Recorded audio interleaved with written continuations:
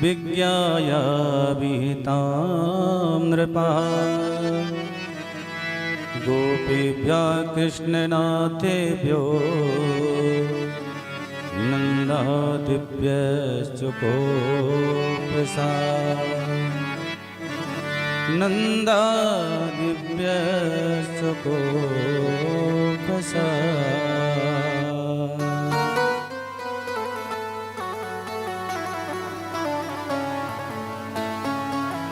देखिए, कृष्णा अवतार में हमारे प्रभु ने किसी का भी अभिमान नहीं छोड़ा, सभी का अभिमान तोड़ा, किसी को भी नहीं छोड़ा। ब्रह्मा जी को भी सूक्ष्म अभिमान आया कि हम ही केवल सृष्टि करता है, तो भगवान ने ब्रह्मा जी को भी दिखा दिया कि तुम केवल शरीर बनाते हो, प्राण तो हम डालते हैं।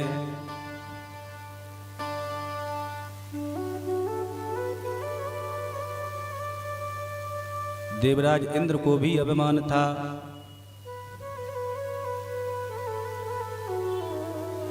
इसलिए जितने भी ब्रजवासी थे सभी से अपने को पुजवाता था।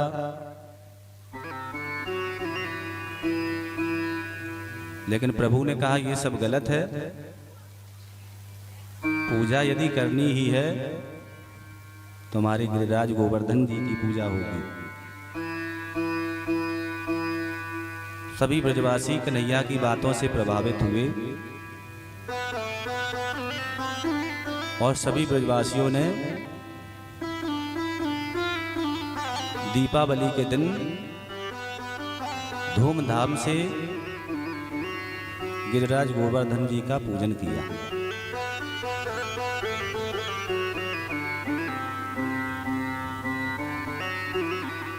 अब परवा निकल गई, द्वितीया भी निकलने वाली थी। देवराज इंद्र ने सोचा,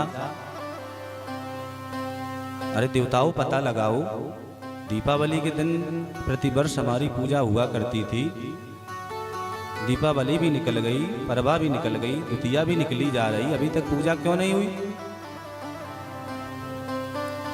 कुछ देवता आए, देखते क्या है, वहां तो कन्हैया की जय जयकार हो रही है।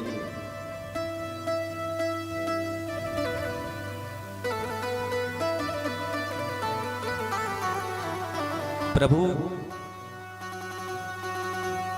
की जय जयकार हो रही थी तो देवताओं ने जैसे ही बताया कि यह सरकार, इंद्रदेव से कहा तुम्हारा पत्ता साफ, मैं ब्रज में देख के आ रहा हूं, वो नंद के लाला है ना, वही स्वयं पूज बन गए, स्वयं पुजारी भी बन गए, भोले भाले ब्रजवासियों से अपने आप को पुजवा भी लिए।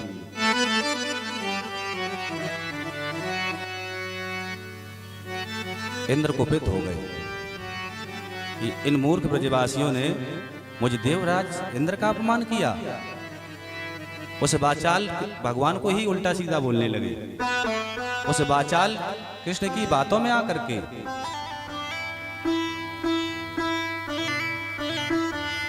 वो बड़ा होशियार बनता है, उसकी होशियारी का परिणाम सारे ब्रज को झेलना पड़ेगा।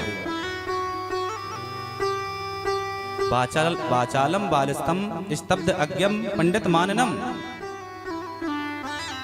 अपने आप को बहुत ज्ञानी समझता है। कुपित हो गई देवराज इंद्र, और जो प्रलयंकारी मेघ होते हैं ना, उनका आह्वान कर दिया।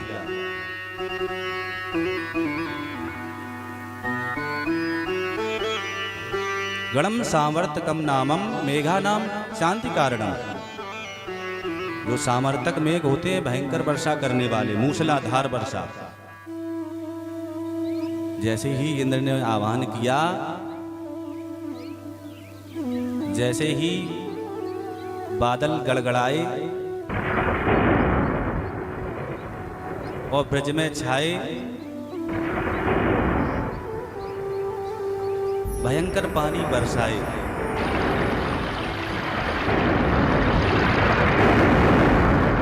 ब्रजवासी बेचारे घबराए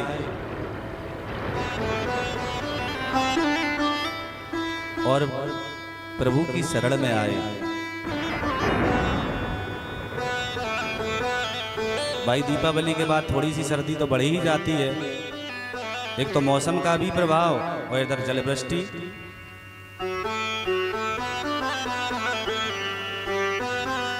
गोप्या गोपश्च सीतार्ता गोविंदम शरणम ययौ। मानी शीत से आतुर हो गए, ठुठुर गए जितने भी ब्रजवासी थे और प्रभु की शरण में आ गए। तस्मान्मच्छरणं गोष्ठं मन्नाथं मत्परिग्रहं गोपाये स्वात्मयोगेन सोऽयं मे व्रत आहिता।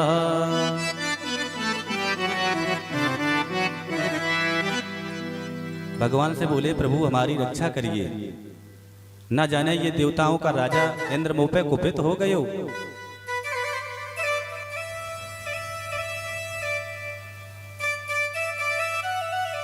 तो भगवान का वचन है कि एक बार शरणागत होकर जो कहता प्रभु मैं तेरा, तो कर देता हूं मैं अभय उसे, सब भूतों से है व्रत मेरा।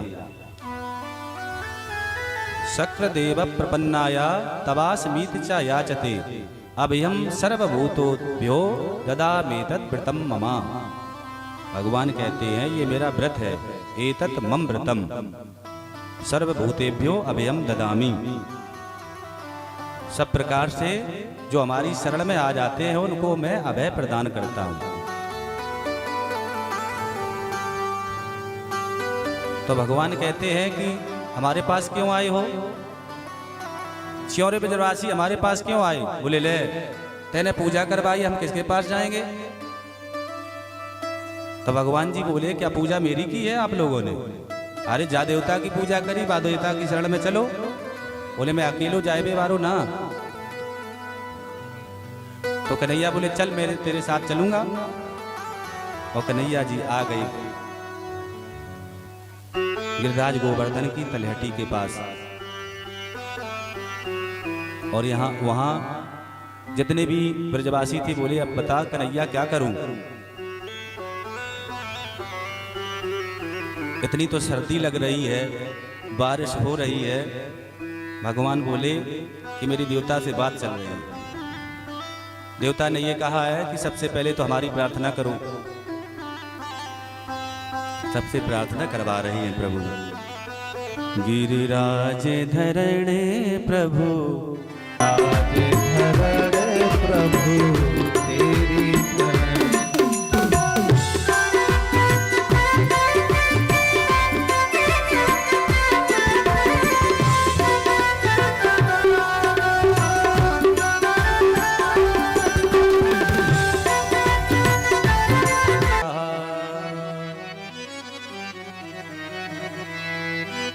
एकेन हस्तेन गोवर्धन दधारा। भगवान ने एक हाथ पे ही गोवर्धन धारण कर लिया।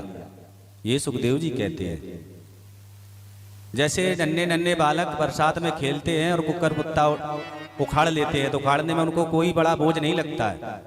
छत्राक उसको कहते हैं संस्कृत में। तो जैसे बच्चे छत्राक उखाड़ के खेलते हैं, उसी तरह भगवान ने खेल ही खेल में दधार ली लिया, गोवर्धन उठा लिया। लेकिन हमारे ब्रज के रसिक संत तो कहते हैं कि हाथ की तो जरूरत ही नहीं पड़ी, उंगली की भी जरूरत नहीं पड़ी। उंगली के वो कनिष्ठ उंगली के नख पे ही धारण कर लियो। बड़ा भजन प्रसिद्ध है। आइए